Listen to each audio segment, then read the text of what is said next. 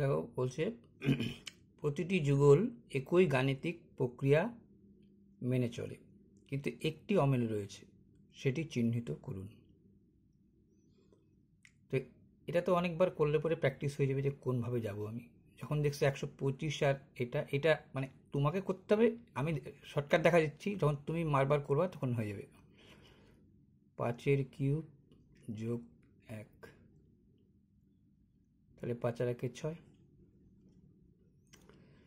এইটা দেখো যেহেতু 9 আসছে, তার মানে 9 কিউব।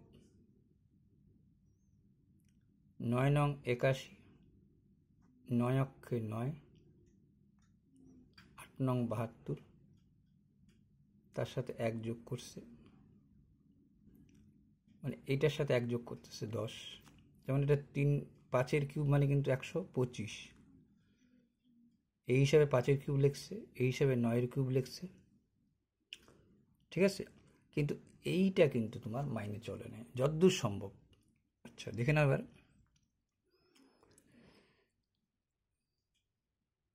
3 দিয়ে তুমি কি আনতে পারো। যেহেতু দেখো 5 বলছে, তার মানে আমরা কি করছি, যা হচ্ছে তার থেকে 1 কম দিচ্ছি, যা হচ্ছে তাহলে 1 কম দিচ্ছি, তাহলে 1 কম দিলে 4, 4 কিউব 4 4 16, 4 16 64, সরি 4 কে 4 বাদ দেবো, সরি 5 1 কম, 4 4 16, 4 16 64, তাকে আবার 4 দিয়ে গুণ করব, 4 কিউব 4 4 16, 4 16 64, 4 বার গুণ, এইটা একবার কম 9 কিউব, 64কে 4 4 16 6, হাতে থাকলো 1, 4 4 24 আগে 25, হলো না এটা, কিন্তু এটা ঠিকই আছে। দেখো 9 8 কিউব, 8 8 64, তাকে আবার 8 দিয়ে, 4 8 32, 6 8 48, 49 50 51, মানে যা থাকতেছে তার থেকে 1 কম ধরে কিউব করে দিচ্ছে, ঠিক আছে। 6 তো 5 কিউব, 10 তো 9 কিউব, 9 তো 8 কিউব, 5 তো 4 কিউব, কিন্তু মিলল না। তাহলে অমিল কোনটা, এইটাই 1। 2 নম্বরে আরও দেখো সোজা, বিবৃতিটি, দুইটা বিবৃতি, একটা বিবৃতি দেওয়া থাকে, একটা সিদ্ধান্ত দেওয়া থাকে। বলছে সকল অর্কিড হলো ফুল, ভালো কথা, মাথায় নিয়ে নিলা, সকল অর্কিড ফুল, কিছু অর্কিড হলো সুন্দর। এটা হচ্ছে তোমাকে স্টেটমেন্টটা দিল। এবার সিদ্ধান্ত বলল যে কিছু ফুল হলো সুন্দর। তা কি বলা যেতে পারে? অবশ্যই বলা যেতে পারে। এই কারণে সকল অর্কিড ফুল, কিন্তু কিছু অর্কিড সুন্দর, তাহলে কিছু অর্কিড সুন্দর হইলে কিছু ফুলও সুন্দর হতে পারে। এখানে ডায়াগ্রাম আঁকারও দরকার নেই, কিছু অর্কিড সুন্দর বলল, ঠিক আছে। তাহলে কিছু ফুল হলো সুন্দর হইতেই পারে, কিছু অর্কিড যেহেতু ফুল, তাহলে কিছু অর্কিড সুন্দর হইতে পারে, কিন্তু সকল সুন্দর হলো ফুল সেটা হবে না। তাহলে 1 নম্বর সিদ্ধান্তটাই ঠিক। কোন সিদ্ধান্ত উপনীত হওয়া যায়, ওখানে অনেক কটা দিচ্ছে, আমি 2টা তুলছি তোমাকে, হয়ে গেল। দ্বিতীয়ত কি বলছে দেখো,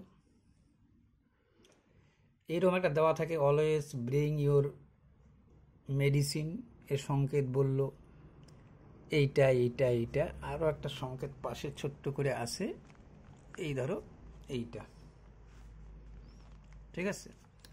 ব্রিং এভরি ফ্রেন্ড, এইটা অলওয়েজ, এইটা বলছে অলওয়েজ বেস্ট মেডিসিনের সংকেত কি হবে, তাহলে অলওয়েজ বেস্ট মেডিসিন। দেখো তাহলে তুমি কি করবা, আমার অলওয়েজ দরকার, বেস্ট দরকার, মেডিসিন দরকার, ঠিক আছে। এখানে অলওয়েজ পাচ্ছি, এখানে মেডিসিন পাচ্ছি, এখানে একটা বেস্ট পাচ্ছি, আমি শুধু কাটতে শুরু করব। এইখানে ব্রিং আছে, আর কোথায় ব্রিং আছে, এইখানে ব্রিং আছে, এইখানে ব্রিং, এইখানে ব্রিং, যখন কাটিয়ে দিবা কোশ্চেনটার মধ্যে আস্তে করে দেখবা এখানে কমন কি আছে। এইখানে ব্রিং আছে, এখানেও ব্রিং আছে, এইখানে কি আছে, D Y E S I U T O H M G, দেখো ওয়াই ই পাই গেছি, কাটা গেল।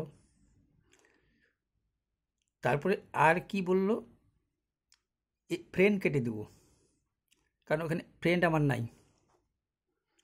এইখানে ফ্রেন্ড, এইখানে ফ্রেন্ড, তাহলে এই দুইটার মধ্যে কি মিল আছে? MI MI. তাহলে কিন্তু আমি এখান থেকে এভরি পেয়ে গেলাম। অলওয়েজ এখন বেস্ট রাখবো না, বেস্ট আমি কোথায় পাবো? এখানে বেস্ট পেয়ে যাব। আচ্ছা, এইবার কি করব, এখান থেকে ইয়োরও কেটে দেবো, তাহলে বুঝতে পারবা।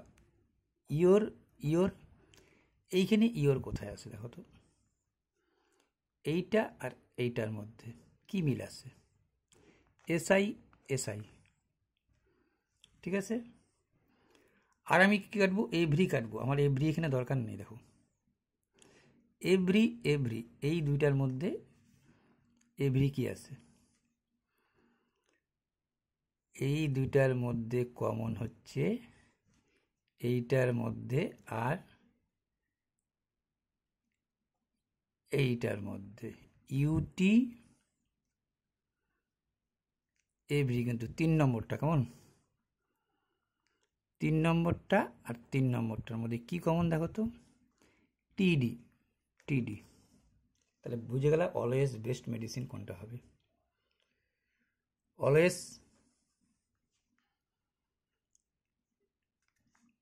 ঠিক আছে। এখানে মেডিসিন আর অলওয়েজ পাচ্ছ, ইউটিওএইচ।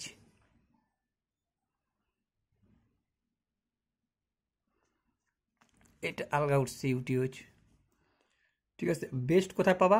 এইখানে বেস্ট পাবা। বেস্ট কি আছে? ইউটি না, ইউটিও কাটা যাবে তোমার। এখানে আটটা জিনিস কাটতে হবে, ইওরটাকে কাটতে হবে। ইওরটাকে এইখানে কাটছি, এইখানে কাটতে ভুলে গেছি ইওর, কেমন?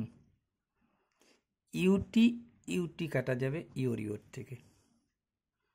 তাহলে অলওয়েজ পাবো, মেডিসিন পাবো, এইভাবে নিয়ে করতে হয় আর কি। একটু কিচিমিচি হয়ে গেল, মানে এই হচ্ছে থিওরি। কোশ্চেনটার মধ্যে ধীরে কেটে দেওয়া, যেটা পড়ে থাকলো, যেটা দরকার সেটা রাখবো, যেটা দরকার না সেটা কেটে দেবো। চলো, রিজনিংই বেশি দিচ্ছে, রিজনিংটাই বেশি করতে হবে তোমাদের যদি এইটা পরীক্ষা দাও। আচ্ছা, এইখানে অন্য অন্য ছিল, আমি লিখে নিলাম, বললাম এইখানে এরকম সংখ্যা ছিল @, এরকম থাকে একটা। বলছে প্রদত্ত বিন্যাসটি বিপরীত ক্রমে লেখো। এটাকে বলছে আমি বিপরীত ক্রমে লিখতে বলছে, লেখার দরকার নেই তোমার। তাহলে কোন পদটি ডান প্রাপ্ত থেকে 10তম পদের ডান দিক থেকে 7ম পদ হবে? তাহলে তুমি জানছিলা যদি সাজাইতা, তাহলে এই পাশ থেকে সাজতো, এইটাই তোমার ডান হইতো, এইটাই তোমার বাম হইতো। তুমি এইটাকে ডান করে দেবা, এইটাকে বাম করে দেবা। কিন্তু এই শর্টকাট থিওরি যদি মারো, তাহলে কিন্তু একটা জিনিস মাথায় রাখতে হবে, কি? আচ্ছা, ডান প্রাপ্ত থেকে 10 নিব, বাঁ দিক থেকে 1 2 3 4 5 6 7 8 9 10। ধরো এইটা হলো 10 আমার, বলতেছে বাম, নিচ্ছি ডান। আচ্ছা, 10তম পদের ডান দিক থেকে 7তম পদ, এটাই ডান কিন্তু। এবার বলছে ডান দিক থেকে, তার মানে এর এটাই ডান, ডান লিখে নিবা। এই 10তম পদের, এই যে দাঁড়ালো 10তম পদ, সেই 10তম পদের ডান দিক থেকে, ডান দিক থেকে মানে বুঝে গেছো এটা ডান দিক, ডান দিক থেকে 10তম পদের ডান দিক থেকে 7ম পদ, 1 2 3 4 5 6 7, এই হিসাবে হয়। আমি শর্টকাট তুলে দিছি। তারপরে চলো, এটা একটি নল 50% ভর্তি করে 4 ঘন্টায় কিন্তু বললো, এবং বি করে 12 ঘন্টায়, একসাথে খুলে দিলে কতক্ষণে সময় নেবে ভর্তি হতে? তাহলে বলো তো 50% ভর্তি হতে যদি 4 ঘন্টা লাগে, তাহলে 100% ভর্তি হতে 8 ঘন্টা লাগবে। তাহলে এল লাগে 8 আর বিল লাগে 12, তুমি সূত্র কি জানো একসাথে কাজের?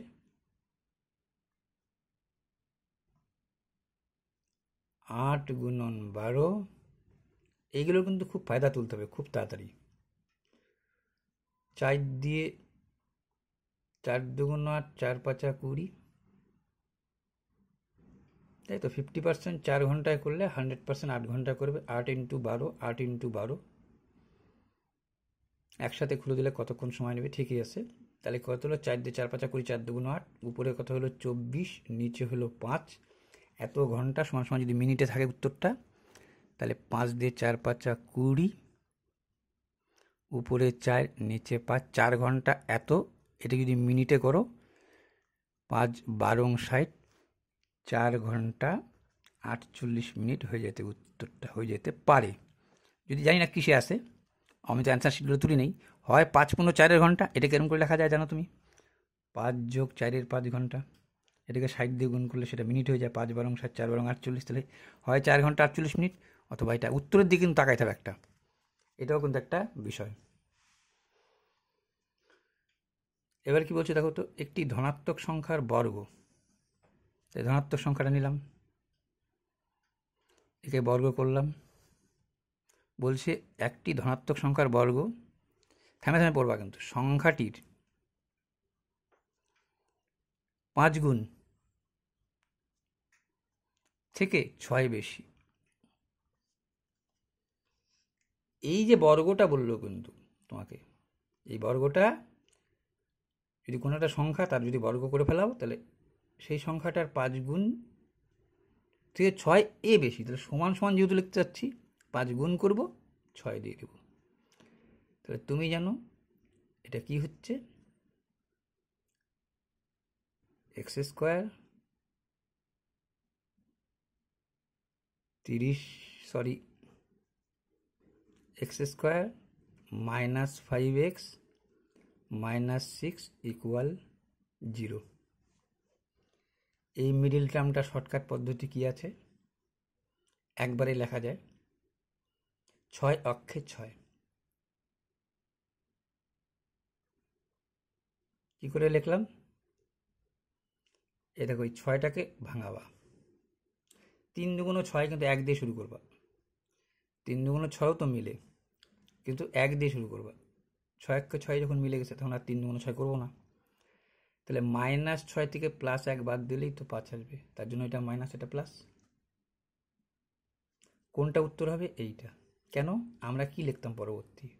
হয় এইটা সমান সমান 0, আর নতুবা লিখতাম এইটা সমান সমান 0। এইটা সমান সমান ওই -6 আসলে +6 হয়, আর এইটা ওই পাশে চলে গেলে মাইনাস হয়। তো ঋণাত্মক দিয়ে তো উত্তর হবে না, তাই প্লাস দিয়ে উত্তর হবে। সংখ্যাটি হচ্ছে 6। জানো এই ধরনের করছো। এবার চলে আসো এইটা, এত এত আয়তকার পাত থেকে, বুঝে গেছো এটা আয়তকার। এই দুইটা সেমি, সরি 3টা পাত থেকে 6 4 2 ব্যাসার্ধ বিশিষ্ট 3টা বৃত্তাকার অংশ তুমি কেটে নিচ্ছ। তাহলে পাতটির বাকি অংশের ক্ষেত্রফল কত? 6 সেমি 16 সেমি আয়তকার পাতের ক্ষেত্রফল থেকে, তাহলে এর ক্ষেত্রফল একে দিয়ে গুণ। তাহলে 36কে গুণ করব 16 দিয়ে, তার থেকে বিয়োগ দেব কোনটা? এইটা। এটা কি আবার বলছে? বৃত্তাকার। বৃত্তাকারের সূত্র কি? πr²। আচ্ছা, কয়টা? 3টা বৃত্ত। তাহলে আমি 3টা বৃত্তের থেকে আমি পাই কমন নিয়ে নেব। এইটা r² 1, r² 2, r² 3। কেন বসালাম বলো তো? বৃত্তের ক্ষেত্রফল কি? πr²। তো একটা তো আর এর মান আলাদা আছে, আরেকটা আর এর মান আলাদা, এরকম করে তুমি লিখতে নিশ্চয়ই। πr², তাই 1 দিলাম, এটাকে 2 দিলাম, আর একটা πr² মানে 3, এই যে ক্ষেত্রফল। তার পাই কমন নিয়ে এখন মান বসা যাব। পায়ের মান 22/7, এই r² মানে কি 6 6 36, এটা কত? 4 4 16, এইটা কত? 2 2 4। তাহলে কত হইল তোমার? 36 আর 4 40, আর 10 50, 56, 7 দিয়ে 7 8 56, 8 দুগুণ 16, 4 দুগুণ 16 76, এটা বিয়োগ দিব। 6 6 36 6, বা 6 16 96 6 বসাও, 9 থাকলো, যদি নামতা পারো 6 16 96 6 হাতে থাকলো 9, 3 16 48, 49 50 51 52 53 54 55 56, 57। আবার দেখো 16 দিয়ে 6 16 96 6 থাকলো 9, 3 16 48, 49 50 51 52 53 54 55 56, এটা থেকে 176 বাদ দিব 400। কেটে বাদ দেওয়ার কথা বলছে, বাদ দিলাম। পাঠটির যে বাকি অংশ, পাঠটির বাকি অংশের ক্ষেত্রফল একটি বর্গাকারের ক্ষেত্রফলের সমান। এই ক্ষেত্রফলটা বর্গাকারের ক্ষেত্রফল সূত্র এটা, একেও বর্গমূল একেও বর্গমূল, তাহলে এ সমান সমান 20। এগুলো তো সোজা যায়, আপনারা জানতেই পারবা। এইবার বলছিল কি, দেখো একটা 3 সেমি ব্যাসার্ধটি অর্ধগোলকের ক্ষেত্রফল কত। তোমাকে দেখতে চাইছি তুমি এই অর্ধগোলকের এইটা জানো কিনা, মানে এই বৃত্তটা লেখো কিনা, এটাই জানতে চাইছি, আর কিচ্ছু না। মানে 3πr² লেখো কিনা সেটাই জানতে চাচ্ছি। Sorry, 3πr²। হ্যাঁ, সম্পূর্ণ গোলক হলে 4πr², অর্ধগোলক হলে পরে সম্পূর্ণ গোলক, তার থেকে এই একটা হবে অর্ধগোলক। কত? 3। ঠিক আছে, আচ্ছা 3 সেমি ব্যাসার্ধটি অর্ধগোলকের ক্ষেত্রফল 3πr²। তাহলে কত হলো?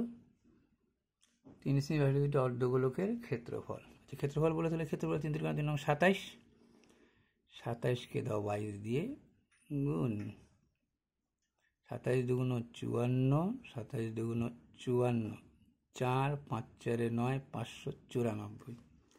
তাকে কত দিয়ে ভাগ দিবা? 7 দিয়ে। যদি 7 দিয়ে ভাগ দিয়ে থাকে ভাগ দিবা উত্তরে, আর না হলে এইটাই লিখবা। 7 8 56, 5 7 35, তাহলে 4 7 28, 29 30 31 32 33 34, উপরে 6 নিচে 7। অর্ধবৃত্ত, অর্ধগোলক, সরি 3π, এই এই। আচ্ছা দেখো, এর মধ্যমার মান চাইছে, এই সংখ্যাটার মধ্যমার মান চাইছে। মধ্যমার মান বলে দিচ্ছে, সরি 6। তাহলে এর মান কত? তো এইখানে মধ্যমা কি করে বুঝবা?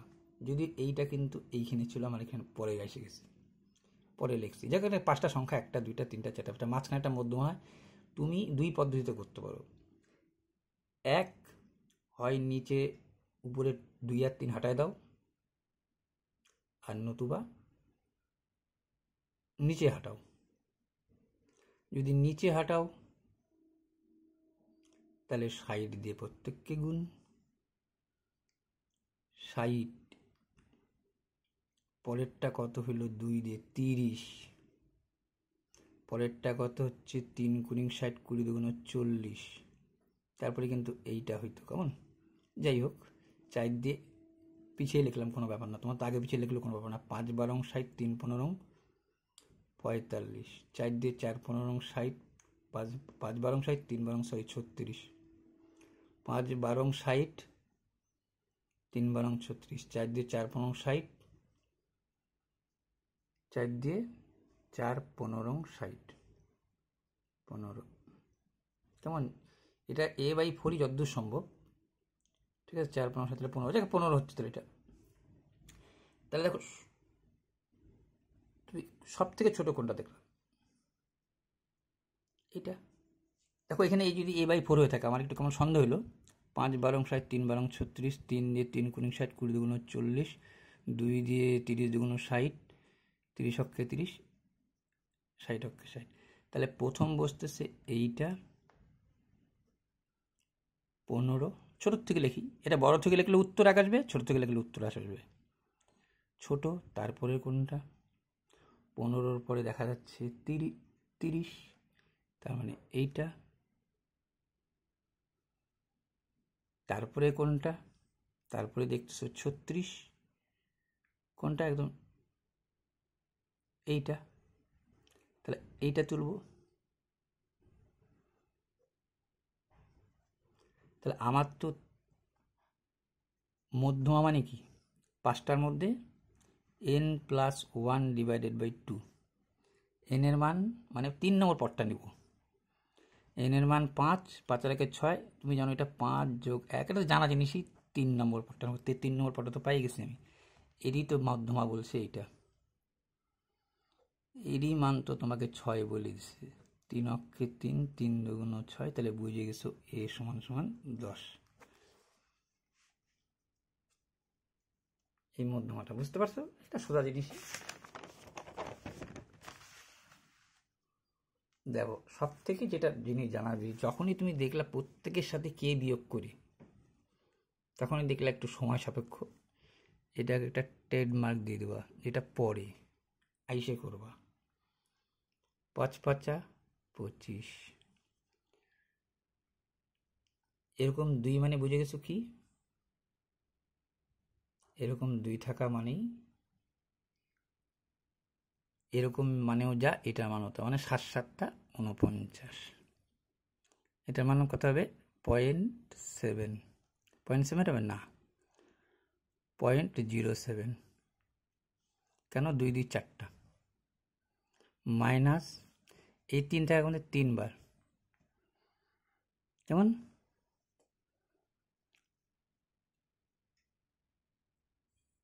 না, এটা মানে একটু ভুল বললাম গো, এইরকম 2 পাওয়ার একটু আলাদা হয়ে আছে। হ্যাঁ, এটা হলো 0.5 ঠিকই আছে, এটা 0.07 ঠিকই আছে, এর সাথে 2 গুণ আছে বিয়োগ, তাহলে একবারই লিখি 0.05, সরি 0.5, তারপর এটা হচ্ছে 0.07, এরকম 0.07কে 2 দিয়ে গুণ করলাম 0.14, আর এইটা 0.3কে কত দিয়ে গুণ, 0.3 দিয়ে গুণ করবা, 3 3 9 মাইনাস 0.09, বুঝছো, 2টার পরে দশমিক, এটাও 2টার পরে দশমিক, এটা একটার পরে দশমিক, তাহলে 14 আর এটা কীভাবে যোগ করতে হয়, 0.14, আর এটা কী করে করবো 0.09, এই যোগটা দেখতে যাচ্ছি তুমি যোগটা সঠিক করো কি না। 9 5 14 15 16 17 18 8, হাতে থাকলো 1 1 1 2, যদি এটা ঠিক নামায় থাকি, কিন্তু তবুও উত্তরগুলো তো লিখিনি, মানে একটু উত্তর পাশে থাকলে কিন্তু সুবিধা।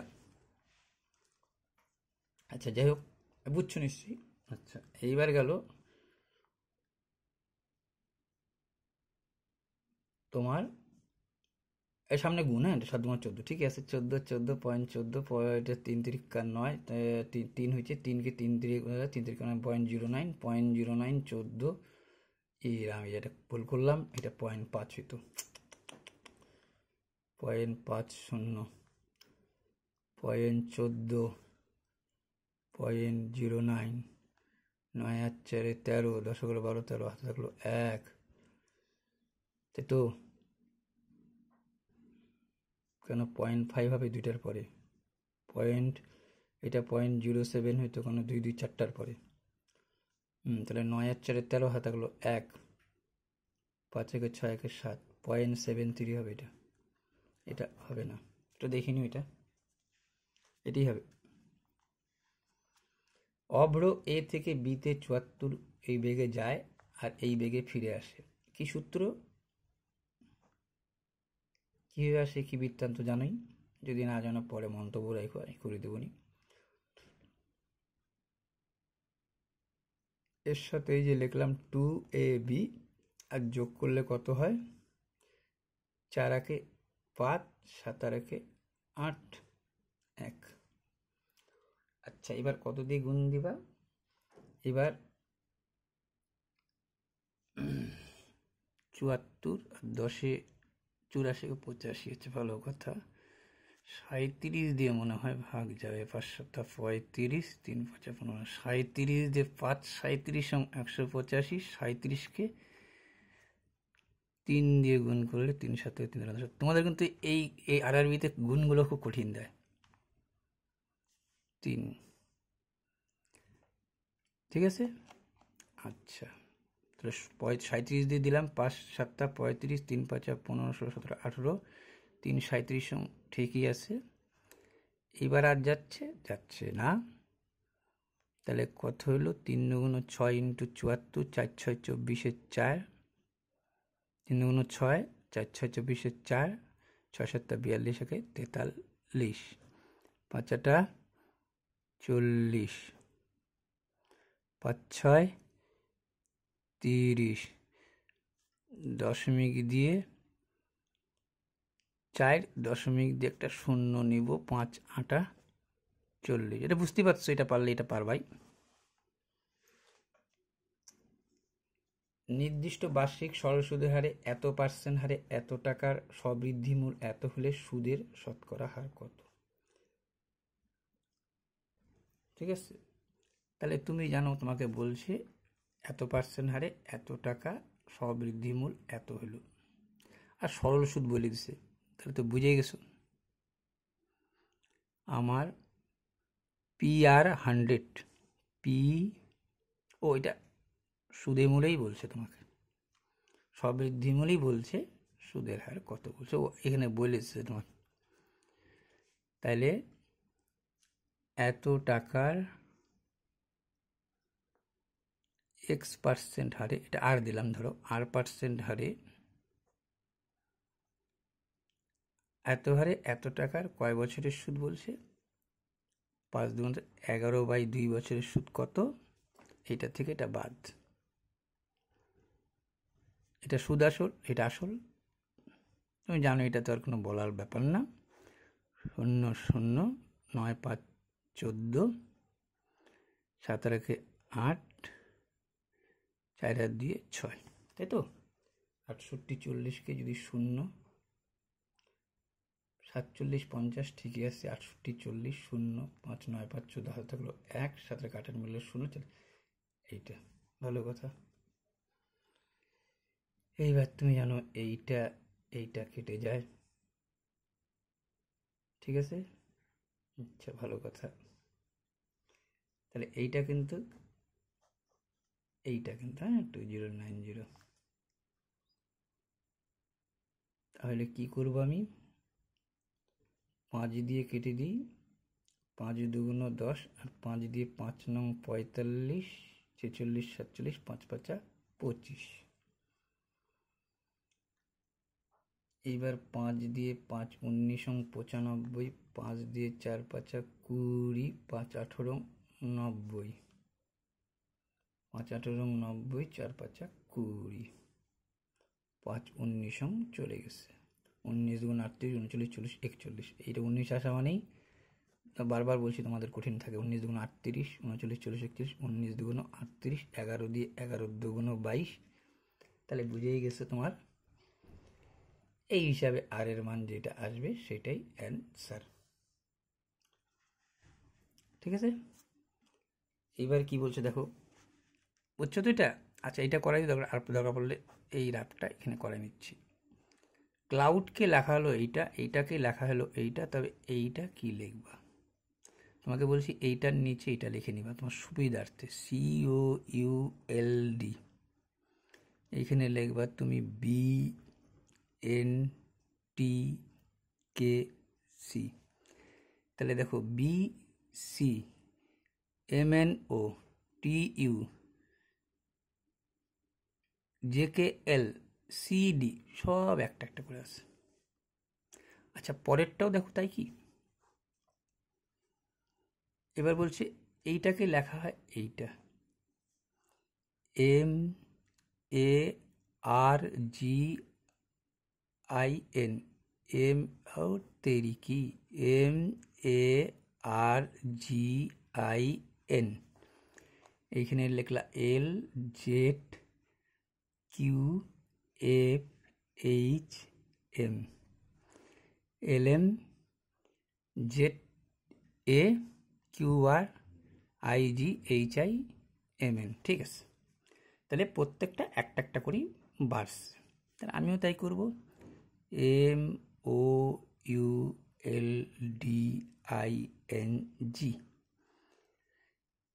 এম থেকে একটা কমাও, LM এরম গেছে দেখো, BC, তাহলে কি JKL LM, MNOP TU, JKL CD, ABG HI, MN GABCDEF G।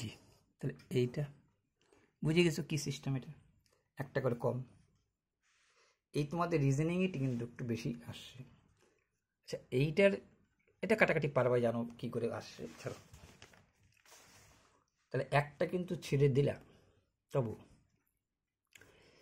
একটি ফার্মের দেখো কি বলছে, লাভ হলো মোট অর্জিত আয়ের, আয় হইতো না, আমি আয় লিখে বলেছি, একই কথা। একটি ফার্মের লাভ হলো মোট অর্জিত রাজস্ব, মানে রাজস্ব কর যে আছে, কত কর পাইলা তুমি পাইলা, এবং মোট খরচ ড্যাশ। তার মোট যা তুমি রাজস্ব থেকে পাইলা, মোট অর্জিত রাজস্ব মানে কি, তুমি তো ফসল লাগায় পয়সা খরচা করছো, তাহলে মনে করো 100 টাকা তোমার মোট লাভ হইল, এইটাই মোট রাজস্ব। লাভের মধ্যে খরচাটা তো বাদ দিবা, খরচা যে করছো, তাহলেই তো আসল আয় থাকবে। তোমাকে তাই বলছে একটি ফার্মের লাভ কি, মোট যা আসলো তাতে খরচাটা বাদ দেবে। তার বাদ দেওয়া মানে পার্থক্য। এই ছোটো ছোটো কথা রিজনিংগুলো তোমাদের বেশি দিচ্ছে, ইয়েতে বেশি কয়েকটা টুকি নেই কেন, এরকমই সোজা কথা পড়লেই পারবা। একটি নির্দিষ্ট পরিমাণ মূলধনের 15% হারে এত বছরে, 12% এত বছরে সুদের পার্থক্য এত। একটু আগে যেটা করলাম একই জিনিস, এত পার্সেন্ট হারে, সঙ্গে সঙ্গে নিচে 100 লিখেই নাও। কত টাকা জানি না, এক্স টাকার কয় বছরের সুদ, 10/3 বছরের সুদ। তাহলে কোনটা বড়, এইটাই কিন্তু বড়, এইটা আগে লেখা হচ্ছিল, কারণ ও আসল টাকা যদি ঠিক থাকে, এইটা থেকে এটা সুদের পার্থক্য। আচ্ছা একই কথা, এইটা আগে হইতো, এটা পরে হইতো, এটা পরেই লিখলাম, কোনো ব্যাপার না। 12% হারে এক্স টাকার 5 দুগুণ 10 11/2 বছরের সুদ, এই দুইটা মিলে পার্থক্য সমান সমান তোমাকে এই টাকাটা বলছে কিনা দেখো। এইটা কথা হচ্ছে মেন কথা, এই দুইটা সুদের পার্থক্য সমান সমান এইটা। আমরা সুদটা কি করে লিখি, PRT/100, এই কথাটাই তো লিখলাম, ঠিক আছে। তাহলে দেখা যাচ্ছে এইটা এইটা 5 দিয়ে, আমার হিসেবে না, তোমার এক কাজ করো, বোথ সাইডকে 100 দিয়ে গুণ, না এটা 100টা যদি রেখে দিতা,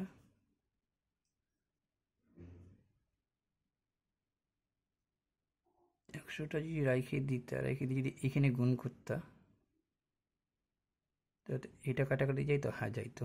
2 দিয়ে 6 দুগুণ 12, 3 দিয়ে 3 5 15, এইখানে তুমি লিখে যাও 5x, আর এইখানে লিখে দাও তুমি 3 দিয়ে 3 5 15, এই শূন্য থাকবে কিন্তু, হ্যাঁ 5 10 50 হবে, হ্যাঁ এই 100 রেখে দেবো কিন্তু, হ্যাঁ মাইনাস 6 11 66x, এই 100টা এইখানে গুণ করে দেবো।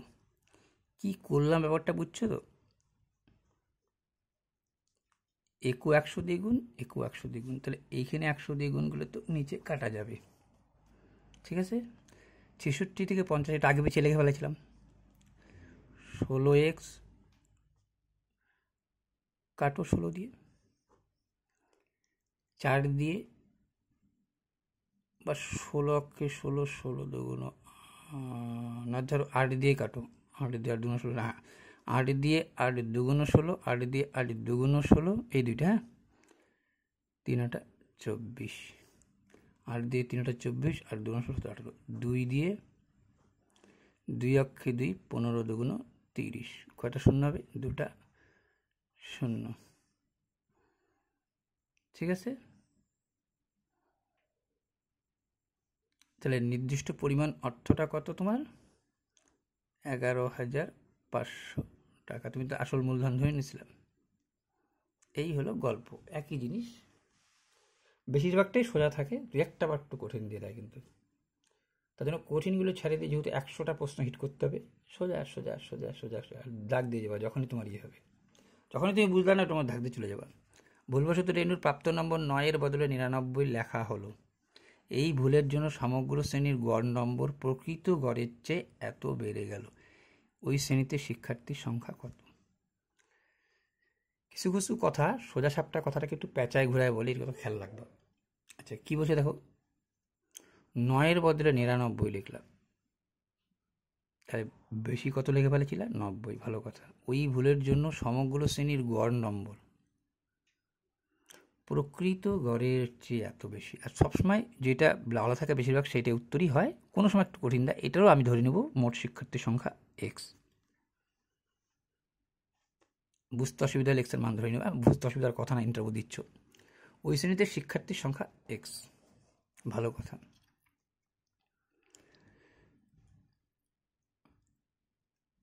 তাহলে যদি এক্সের জায়গায় 10 হইতো, এত করে বেড়ে গেছে মানে এইটা ইন্টু এইটা, কত মোট বাড়লো?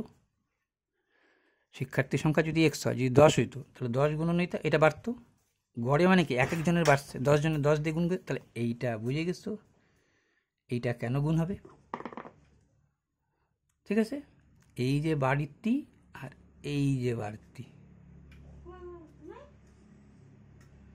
9-এর বদলে 99 কয়জনের? একজনের, তো এটাও তো একজনেরই বাড়িল।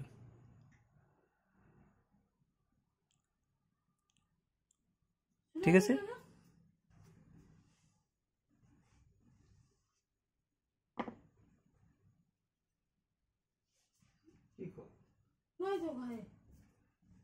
ফোন